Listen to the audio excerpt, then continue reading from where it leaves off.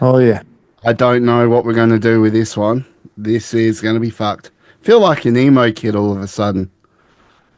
I mean, I think I always feel like an emo kid. Do you know what I mean? Like, I don't think it changes.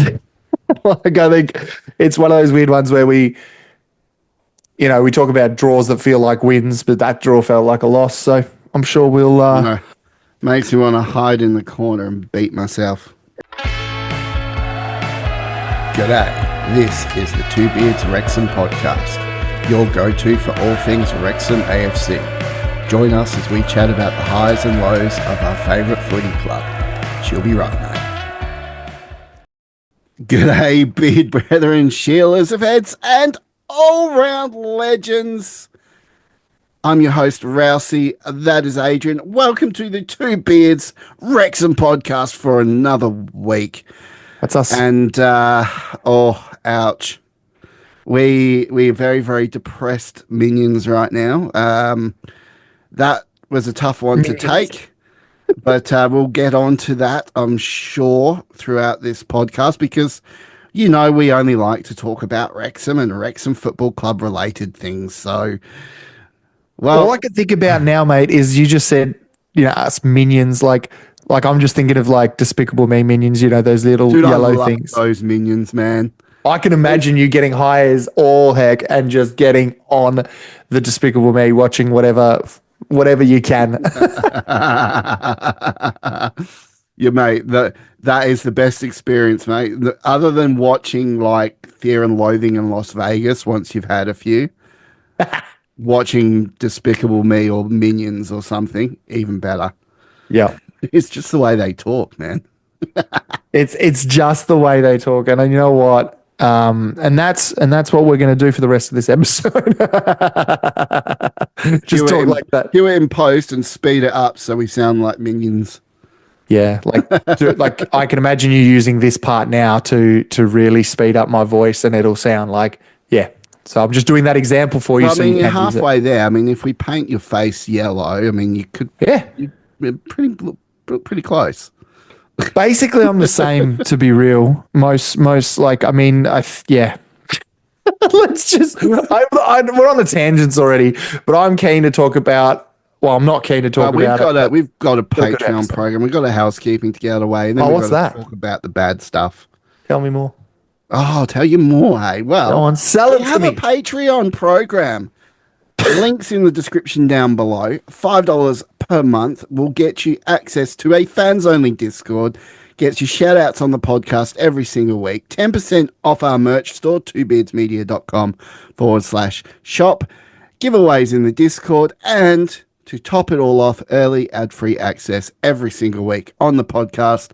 Two Beards on Patreon. So it's patreon.com/twobeards. Nailed it. We'll get you access to it, and we get shout outs every single week, which lovely Adrian does in his sensual voice. So while he does this, I just take my pants off and go to town. So I mean, that's kind of, that is the ritual, isn't it? But ritual. I think that the best part about this every week is we get to honor the people that are dearest to us. And that's our Patreon program. We have been so lucky to have the people that we have a part of it. So we also have the other tiers. We have the ultras and we have the plus. And then the ultras, which is our $10 and $20 tiers. Now, these tiers give you that extra executive producer credit, but it also gets you 6-month rolling merch. Now, bit of a hint on the end here. I'm pretty excited for what our lovely Patreons are going to select. I know that we announced them last week, so for those who are eligible for their 6-month rolling merch, please just hit us up in the DMs. Welsh, Techie, and Bryant. 100%. They have contacted me, but I've got to get their details off them. Done. Easy, mate. Well, can't wait to put that one through. But in the meantime, I'm just going to get around them. So we've got Mad Al, not PC, Bryant, Welsh Techie, Anthony and Sarah, who are executive producers. Without you, the show does not continue on. And by that, all of that money goes towards our trip to Wrexham. So very, very lucky to have you on board, as well as the rest of the team. Aaron, Will, Chris W, John, Anthony R, Deandra, Mark, Drew, Neb, Ryan, Jake, Vincent, and Benjamin. Special shout out to Neb, because we're going to be talking a bit more about the topics that he likes a little later on. Wigan. Yeah, mate. So he's and just for those who don't know, or maybe new to the pod, Neb is a great human being who doesn't follow Wrexham, but came across our podcast, thought it was a good laugh, and signed up, and he's been a part of it ever since, even if he doesn't support Wrexham. And it's really good to get that non-biased point of view as well when we're in those chats. So, mate, I'm looking forward to talking about that game. To wet Willie with Wigan. I mean, I want to call that the episode that, but I just feel like that's just a ban waiting to happen. So we're already shadow banned as it is. So. Yeah. Wow. But hey, speaking of which, viewers, we're going to have a very special giveaway this episode. So you need to be watching this whole episode right to the end. Yep. And then answer the question we ask at the end for your chance to receive a red Two Beards hoodie, which is just in time for all the cold weather. We are giving away a hoodie for Christmas, and they are really good hoodies. So really be watching and right through to the end, and let us know the answer to the question for your chance to go in going into the prize draw to win a Two Beards Wrexham hoodie. So pretty cool. It's honestly, I wear mine to bed all the time. It is one of the comfiest things, and I'm not just saying it because we have it. The people that we partner with for these products that we design, they make just quality gear, and I think that just sounds like I'm dealing drugs. But like, they make quality merchandise is the word I was looking for.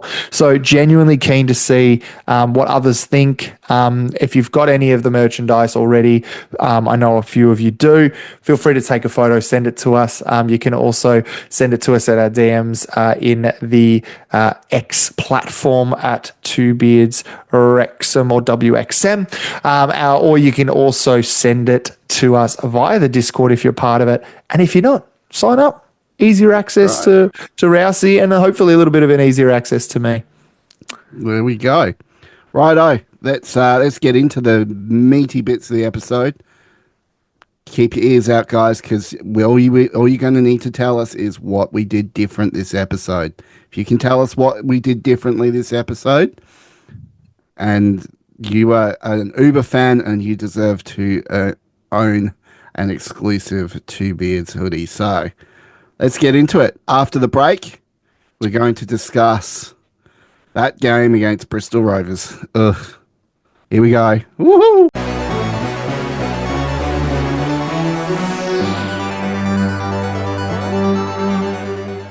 Oh, what do I say about that? A draw away from home. Now, normally, if it's a draw away from home, we're absolutely laughing. We're having a gay old time and just so merry, because it's very rare. We know that our away form is a little bit patchy, but coming up a side with no manager, no head coach, no coaching staff, seriously diminished, in absolute disarray, aside in Bristol Rovers, and sure enough, they put up a bit of a fight.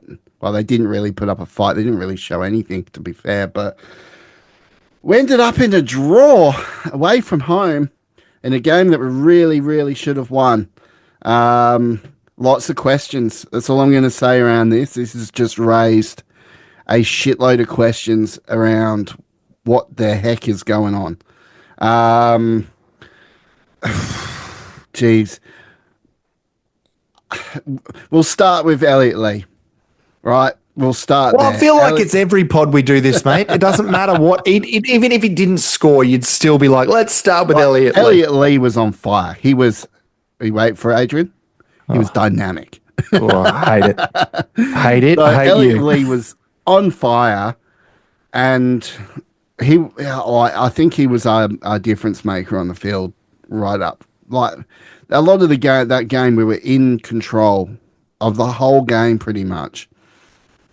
And then obviously they equalised after Elliot. Well, not after Elliot Lee scored. They equalised late into the 87th minute, and then they just kind of got their tails up, and it was so painful because there were so many opportunities that we could have had and put away, but we didn't. We're missing a final third, and this was the same thing at this time last year.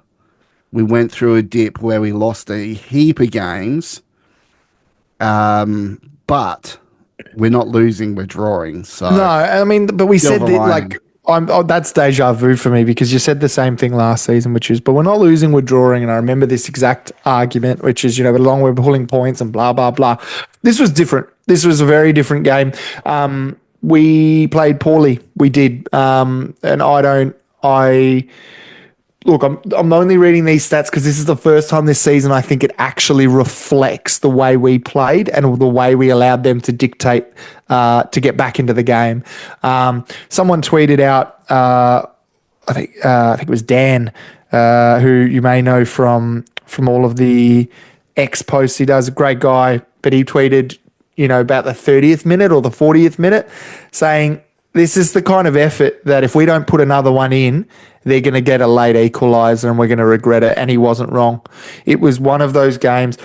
They had one shot on target, and that one shot was the goal. Yeah, that's the 87th minute. That's so poor. Frustrating. 3 shots they had in total, 1 on target. 3. We kept them to absolutely nothing there. And that's not from us being incredible. It was also from them being quite poor. We had 14 shots. 2 of them only on target, 1 of them being the goal. Now, ignoring that fact, the ball possession, 49% to 51%, we just won that, but obviously that doesn't matter at all. Fouls committed, we had 14 of it to their 9. We had 3 offsides, they had none. We had 7 corners, they had 3. Now, I'm going off of all that to just kind of really hammer home the fact that really it's not one of those games where, like last week, where we said, yeah, it's probably accurate it was a draw considering. Probably accurate. It should have been 3-1, 3-0. Correct. They should have put that away. They should have. And it's very disappointing, but it's not from lack of trying, which is another thing. It is just lack of class finishing at the end there. there. To ask a lot of questions of some of these players now because, Elliot Lee aside, who had a really good game until he got injured. And I really, really hope that he's not out for a long time because that leaves a big hole. Given the current formation that we're playing, it means obviously Mullen's going to get a decent shot. But Mullen came on at 32-minute mark and played the rest of the game out and didn't look threatening at all. We know he's a much loved Paul Mullen. He's in a form slump. Let's just call it what it is. He's in a form slump. This is now beyond him missing a preseason and all that sort of stuff, or 2 preseasons and 2, rounds of friendlies, all that sort of stuff. It's well beyond that now because he's had more than enough time to get up to speed and get fit again. And he's still not putting away. Now, that said, he is creating a few opportunities, but he's still not putting it away. And I just bring that down to straight form. He's in a form slump, and he's got to do what he has to do, or Wrexham, the club, need to figure out what the heck is going on and actually try and drag him out of the form slump that he's in because he's just not scoring. And quite frankly, Marriott, who looks like he's about to come back in the next couple games. Yeah, I think he's a shoe-on start. Yeah. I still think he'll score more goals than Mullen will. Because at this stage, definitely. I mean, I'm trying to find this quote that I was going to read out for this, and I've just lost it. I'm looking for the quote that I was trying to find, which I'm pretty sure was from one of the other podcasts, which basically said Marriott was in form, he got injured. Palmer was in form, now he's not. Mullen, who was injured pre-season and hasn't gotten back to his firing form. We've got Mo, who's been absolutely not tried and tested. We had Daddy, who had let us down pretty much as well. We are and we've got Fletcher, who is the super sub. There is no other way to put it. He can't be playing the full minutes. We can't be putting him up there trying to foot that. Then you've got an Elliot Lee who, although spectacular in scoring, is still not in his best form. And then you've got someone like a Matty James who is actually playing out of his skin and is actually best on ground most weeks now.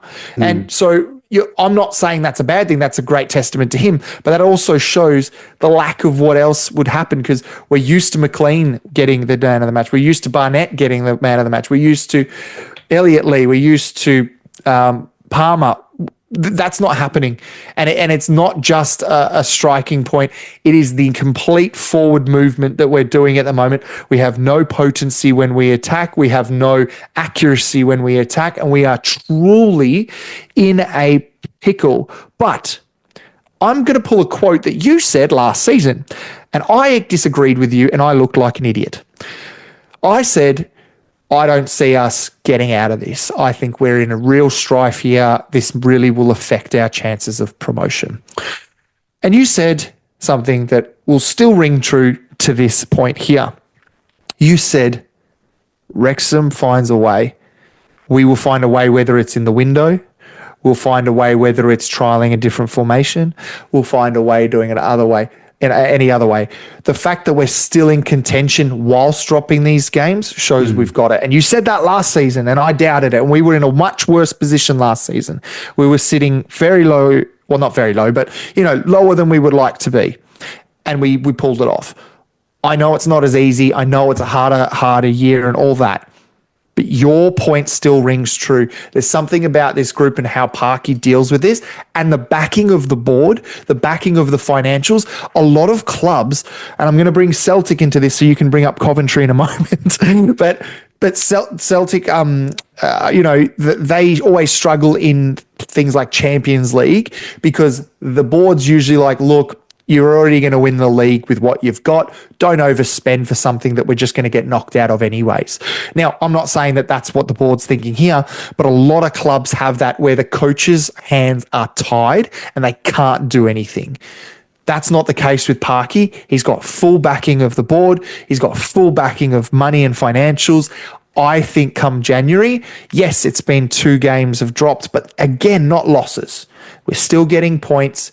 We would still take it, and you said it, brother. It will happen. Silver linings, I guess, because we've got a very, very strong team. Regardless of what all the other pundits and that say, our team is actually very strong. Yeah. We just need to get certain people firing and probably, mix and match a few things here and there. Nailed it, dude. Nailed it. Not entirely too worried because we are, whether you like it or not, we're still above the 2 points per game average, which will put us at 100 points by the end of the year. Wickham themselves have been having quite a few draws as well, so they're all of a sudden they're only 2 points above us, and I know Birmingham have 3 games in hand. God knows how that's going to work, but 3 games, that's some serious fixture congestion towards the end of the year. That could come back to bite them in the butt. You never know. Fixture congestion screws people sometimes. It completely throws them off kilter because once you've gotten a rhythm and then all of a sudden you're playing those 2 matches and you're almost you're not looking at the game ahead, you're looking at getting to the finish line. So you're actually not focused on the task at hand, whether it's playing, could be playing Mansfield or could be playing, Bristol, it could be playing whoever, and you might usually chalk it down as a win for them, but that's not going to be the case. And it's shown this week as well for us and the last 2 weeks. You and I, the most confident we've been this year is we would beat Cambridge and we would beat Bristol. And unfortunately, those are the 2 games that didn't come to fruition. And that just shows anything can happen in football. So the people who are like, season's done, got to recuperate, just pull your head out, It's going to be okay. And listen to what Wise Rousey has said, because I've usually doubted him the last 2 seasons. I have lacked that faith that he has had, and he has actually converted me to realize, you know what? It's not all doom and gloom. And yes, we can be critical. That doesn't mean we can't be critical. Are you fluffing me? No, honestly, we can't. We can't be critical. We can be critical, but still also have belief that we can do it. And that's what I think a lot of us need to kind of do. And everyone's allowed an opinion. You might not believe it, but come the end of the season, just have a look, because whether we go up or not, the way that this side is built, it's not built to go down. It's built to go up. Before the season started, everyone was saying mid-table, maybe playoffs there or thereabouts, that's where we'll be. No one was saying, but us.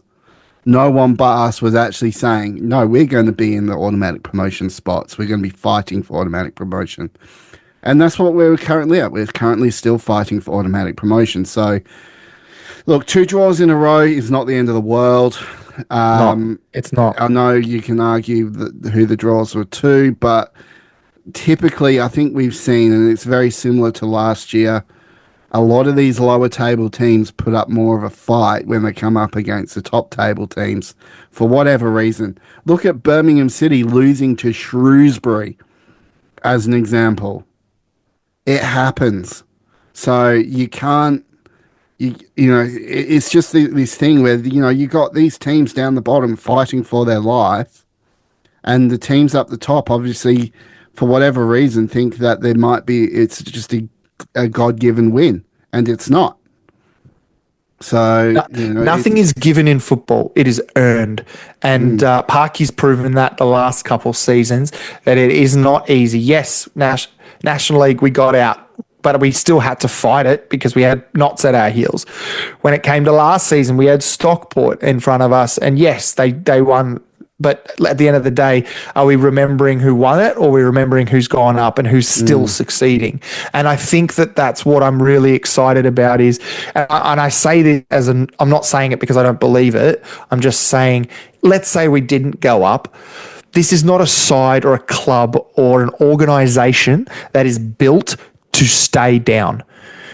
Whether it happens this year or not, things will be made, lessons will be learned, and people will be brought in to fill the gaps and fix it. We're not in a financial disarray.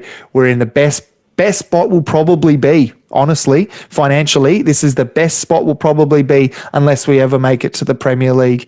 But this is the best financially we will be, because you mentioned it earlier in the season. Championship, you just bleed money because you're either up or you're not. And it's all not doom and gloom, because whatever happens, there's a plan for this club to move forward and consistently move forward. And I completely understand the fans who've been around longer than us who are like, oh, same old Wrexham, going through this. And I totally get that, because I sympathise with that wholeheartly. But this is so different. This is such a different organisation. How about that little scuffle at the end, hey? Oh, I'm so glad you mentioned this now. Why did James McLean get a yellow for that when he didn't even start it? It was started by a Bristol Rovers player shoving Ollie Rathbone. And then obviously SVJ got involved. Scottish Viking Jesus, a.k.a. Stephen Fletcher, got involved. Had a bit of a tussle. And then in comes McLean charging like a bull, because we all know McLean loves a fight. Oh, he loves it. Oh, he loves it. Loves it. But I did like his tweet this week. His post on his Insta. But basically he said, there's no apology. There's nothing there. And I think so many people, and you see again, and someone said there's 3 consistencies to this season that will never change. People are going to call us the Hollywood Reds and hate us. Simple. James McLean will be a topic of discussion if we don't win. 3, people will celebrate when we lose. Whether they support the club that beat, drew, or whatever against us, they will still celebrate. or call us the worst team they've seen all year. Honestly, that trifecta was hit against Bristol. Everyone was absolutely raging about McLean. Everyone was absolutely loving the fact that we lost, drop points is what I was trying to get at. And the third one is Bristol people were saying we were the worst team they've seen all year. Bristol. How are we the worst team when they barely couldn't get a shot off? But it's the same thing every week with other teams. So it's really, it used to get me really upset. And now I'm just like, it's just so funny now.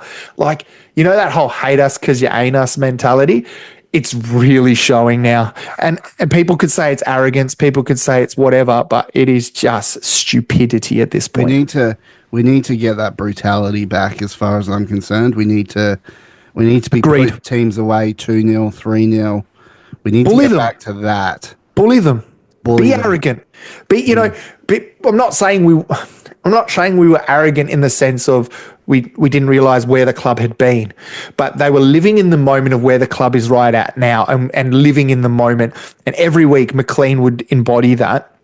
And yes, he gets crucified for it, but you know, you've got others who you know, and that's another thing as well, is because you've got the newer kids as well. And I don't know, since we changed the formation, not only are we lacking potency up front, but I also feel like we're losing the bully factor, because you're not got a Paul Mullen and Palmer, you know, pushing some guy aside after, you know, getting pushed up and helping each other up. You've got one loner up the front with Lee behind him, who's doing his job, but again, you want your two big mess around and find out strikers. you want that, but you know that's not really happening. So look, mate, I am with you. Not all doom and gloom. James McLean is owed an apology every week, and at the end of the day, death, taxes, and everyone hates us. Love it. Well, we've got Wigan and Blackpool coming up, so we've got Blackpool on the 26th, and then Wigan on the 29th. Which shout out to Neb, mate. Shout out to Neb. So this is going to be interesting. Where do we see this going? I mean, Blackpool mid-table. I think we tend to do better against mid-table teams. They're both at home. It's going to be a tough game. I think tough for Blackpool as well if we end up showing up. I really, really hope we pull our heads out of our backsides and actually show up and play with the brutality that we are so used to seeing our side playing. Mm-hmm. I'm kind of... I know we're going to have to do some reviews next week, which we will. Yep. Before obviously the New Year's game. Mm-hmm. But yeah, so we've got an interesting lineup to come. Blackpool at home and Wigan at home. Blackpool at home, Wigan at home, and then we go away to Barnsley on the 1st. So if we need any momentum, we need it now. Yeah. We need it now. At home, and it's weird, I'm more worried about the Wigan game than I am about the Blackpool game, mainly because of how we fared. I'm vice versa. Yeah, you're less worried about Wigan, but more worried about Blackpool? Yeah, I think Blackpool's probably going to cause us more problems than what we think because they are. Steve Bruce is an extremely tactical coach. He does do his homework on the teams he comes up against. So, and I'm not doubting that either. I think for me, though, the reason I'm bringing that up is Cambridge. We had Bristol. Where were they all seated on the table? Wigan is seated currently in 17th. So Blackpool's sitting, 12th or 13th? Yeah. I'm just going off of what you said, which we are better against middle table teams. And, you know, sometimes caught sleeping against what we consider the not lesser sides, but that's an awful thing to say, but teams who are lower than on the table. Look, I know we're going to get our match predictions underway now, but I would love the Blackpool prediction from you, mate, because that's the one I don't know. I think I can pick the Wigan one, and but I don't know about Blackpool. I'm going to go 2-1. To Wrexham? To Wrexham. Cool. Just a nice, easy 2-1. Yeah, I thought about going with the 1-0, or maybe even another draw, but I think Wrexham at home, they've got a point to prove now. I think a lot of the boys will know it and feel it, so but I do think we'll probably give one up. Our defence has been a little bit lax as of late, made a few mistakes that have led to those goals. Mm. I'm going to go 2-1. I like that, mate. That's a very good guess. I think it's adequate. It's probably very astute in the sense that, we got Chomp up back, and as much as I love him, we're not doing him any favors at the moment. So, I mean, yeah, conceding does seem likely. You know what, mate? I'm backing you in here. 2-1 does sound like the likely story. I know what I'm going with the Wigan game, but I genuinely think, yeah, I think we'll win. I don't know if it'll be convincing, but I definitely think we'll win and probably concede. So 2-1. I'd love to be wrong and just absolutely murder them, but I don't think that's going to be the case. So 2-1, yeah, with me as well. I would love to know now. I'm going to go first with this the Bristol one, the Wigan one, because I've been thinking about it, and I think I'm very swayed by like my dreams. And for whatever reason, after the game on the weekend, I dreamt we played Wigan. I think it's just because we've played them in the past in the previous seasons, and they're on the radar. And I dreamt it was a 1-1 draw again. But this time, us coming back from behind to score a late equaliser ourselves. So I'm going with 1-1 just off of that one stupid dream I had. But I really, really, really, really, really want to be wrong. I want it to be 5-0, 10-0, 15-0. I don't know, but I'm just making jokes here. But 1-1 is what I'm going with. What about you, Chief? Did you say 1-1? Yep. Oh, I'm just going off of that dream I had, mate. I genuinely am very heavily influenced by like that prediction. written in the stars, hey? I hope not, mate. I hope I've never been wanted to be wrong. I want us to be up 4-0, 5-0, and everyone in the chat being like, shove it, Baldy, like in the chat. That's what I want. Well, I'm going to go. This is really tough. Wigan, they've put in some okay Unpredictable, performances. Chief. They're very unpredictable. Not a bad side by any means. I think maybe just through circumstance, they've probably found themselves where they are in the table, but they probably deserve to be a little bit higher. Yeah. I rate them the same as Blackpool, to be honest, in terms of have a quality. fair few draws against their name. Their last 5 matches, let's have a look at that. We're running. The last 5 matches. So they've won 2, lost 2, drawn 1. Right. And so this is a tough one. Like this is going to be a really, really hard one to call. I mean, they drew against Shrewsbury. They beat Bolton. They lost in the trophy to Chesterfield. Ugh. They lost to Leyton Orient. They've lost to Huddersfield.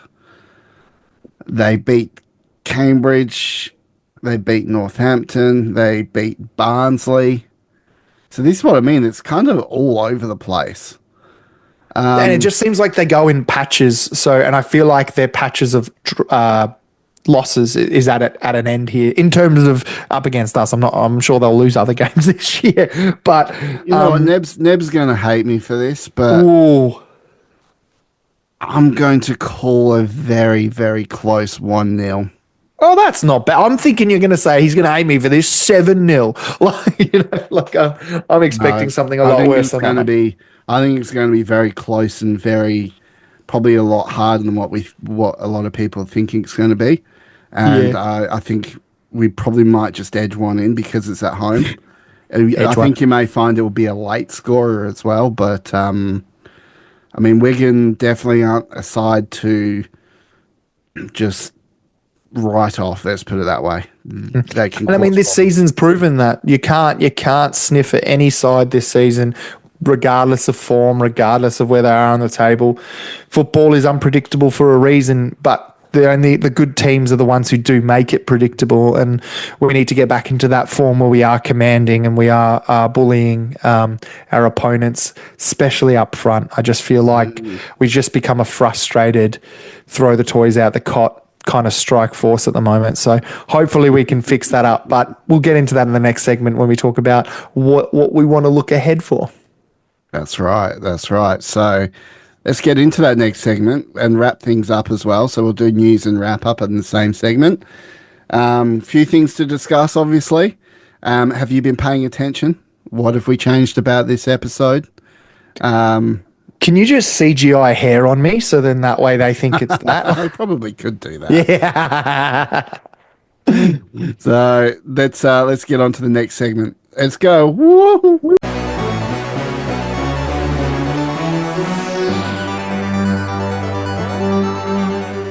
So it wouldn't be a week without Wrexham news, because Wrexham are always in the news.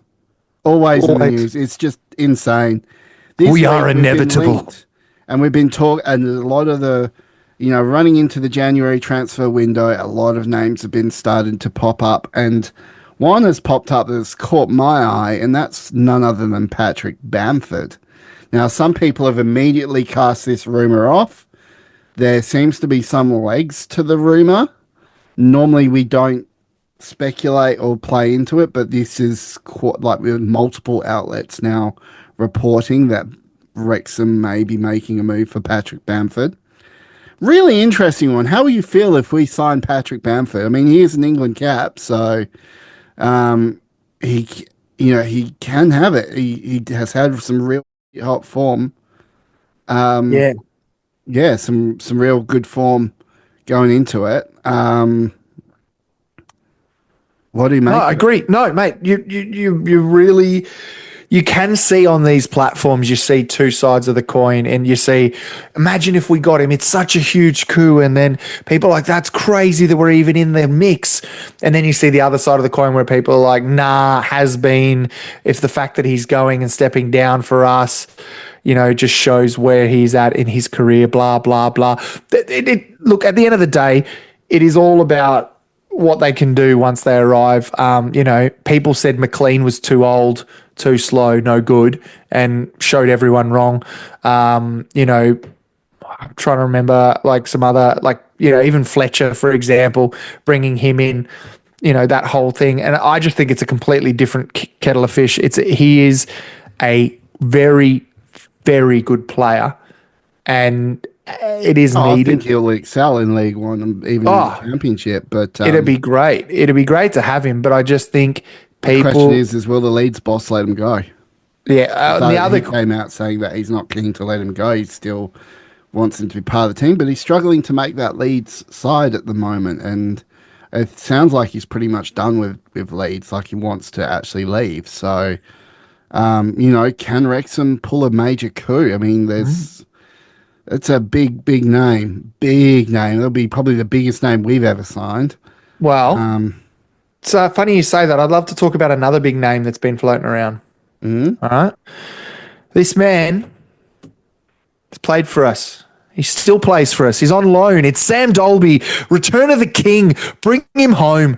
Our best striker currently, which is kind of the shambles that we're in right now, is that he is currently our fittest and best striker on our list, and no one can argue that point with me right now. Tearing up the Scottish Premier League. Tearing it up. Absolutely tearing it up. Now, granted, they held Celtic to a 0-0 draw over the weekend. Which I take that as a huge compliment, because that's a hard thing to do. Yeah. And look, I think Sam Dolby, one of these players that were like, he's never coming back. Not good enough. There's a lot of discourse on the internet that Scottish Premier League is not League One standard. I beg to differ. Scottish Premier League is probably more like lower end Championship. Yep. And you've got Sam Dolby not only just scoring goals, but leading the goal scoring in the Scottish Premier League. Can Can I put some context to that with some straight facts? He's played 14 matches and scored 8 goals. In those 14 matches, they're not all starting. A lot of those were he was starting on the bench and didn't score because he was just brought into the side. And I remember us calling it going, oh, he's not doing much. He hasn't done anything. So it took him a while to get into it. So you're still telling me 14 matches, 8 goals in the Scottish Premiership. That's superb for a guy who had to learn a whole new game style, a whole new team of players, had no proper preseason with them at all, and he comes in and does what he's doing right now. I would not be surprised if we recall him. Now, what's hilarious is this was mentioned in the Discord earlier in the day with our mate Aaron, who said, posted the link about Stockport's man leaving, and you'll talk about that next, I know. But I commented saying, well, it's great to see players get into form and go back to their home, to their parent clubs. I'm looking at you, Sam Dolby, and he goes, if that happens, watch Twitter or X or whatever melt down. Watch the absolute fire that happens if that happens, because so many people are so split on him as it is, pretty much in the negative favour. I want to see it just for the loss. I think he's had loads of games with the club and he never once scored or even looked close to scoring.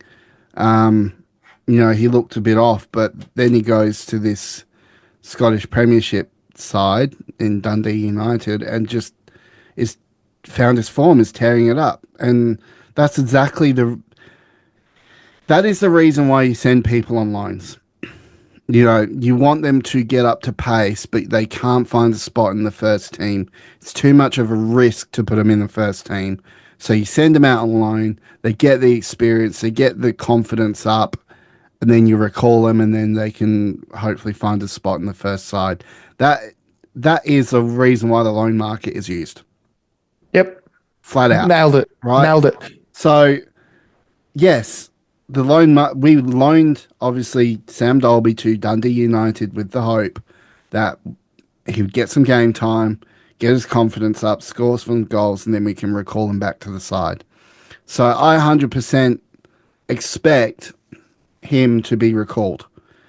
We'll probably, I reckon, sign a real key striker and then recall Dolby, and then you'll probably see Dolby as more of a prominent force inside. But that depends. And that's assuming Daddy leaves too, right? Well.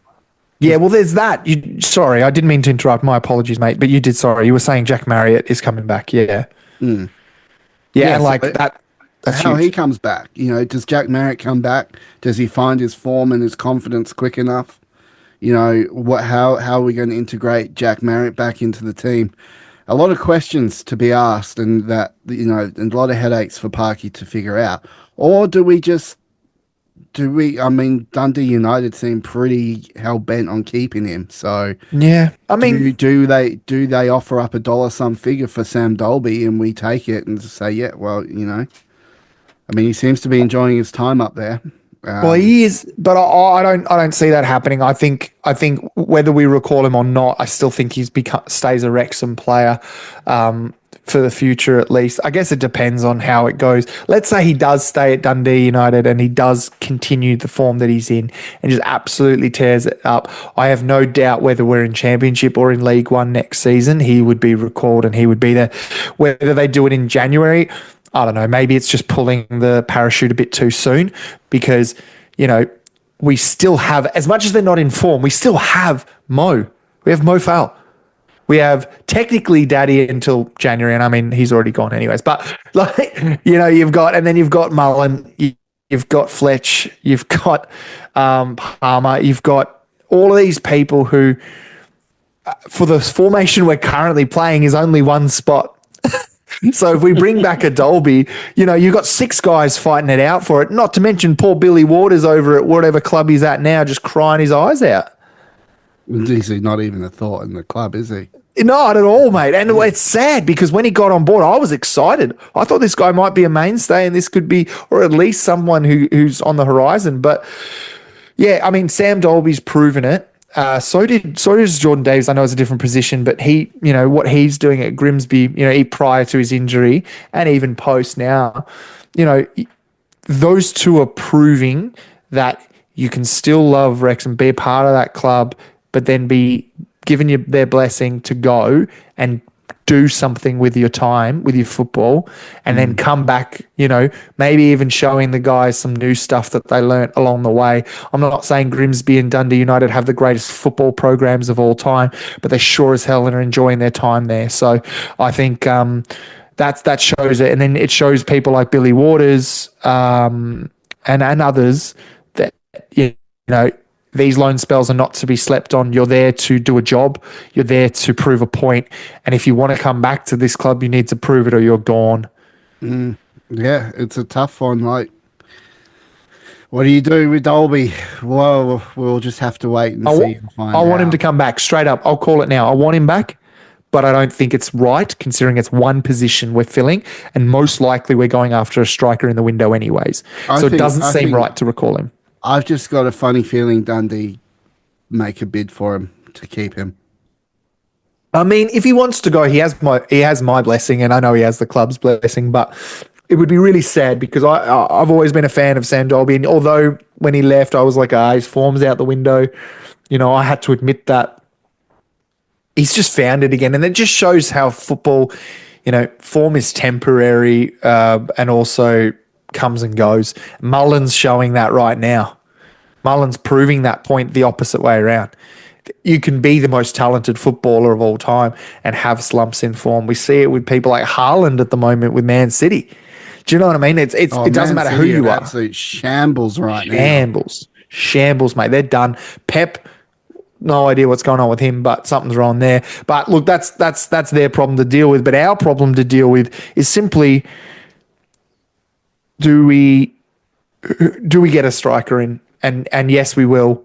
But then does that mean we let just on a side note, did you ever think that even Manchester United are in 14th on the ladder at the moment? Oh, I mean, Man U I predicted, definitely. I don't think Man City, though, with the way they're going, I definitely didn't see that. Man City are in 6th.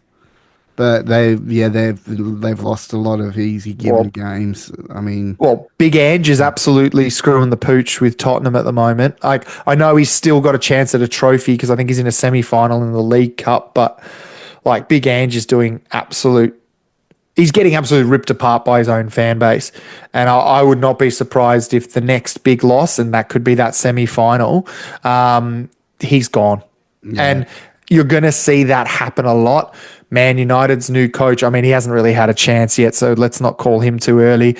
But even Pep, are Man City going to be ruthless enough to call that, considering the amount of success he's brought?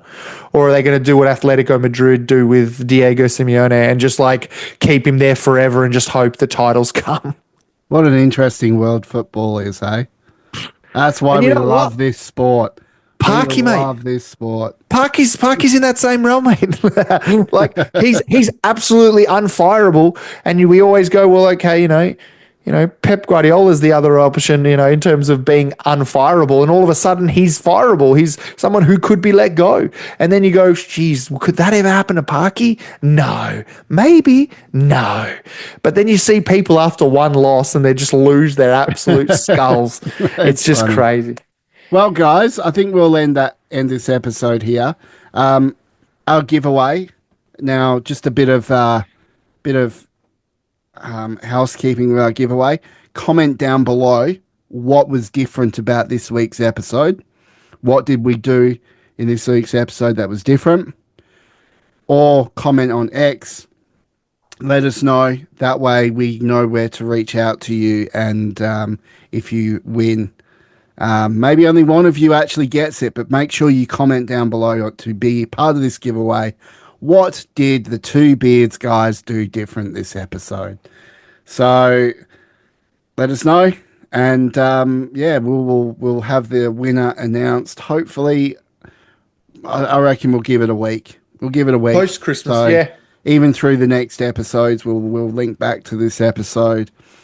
Give everyone some time to actually make their minds up what we did different. This is open to everyone. So this is just a little thank you and a Merry Christmas from the Two Beards. What did we do differently? Comment down below. So, guys, that is it for this week. What a day. Thank you for joining us. We love you all. I hope you have a Merry Christmas and a Happy New Year. And we will see you guys for the next episode of the Two Beards Wrexham podcast. Let's go. Bye.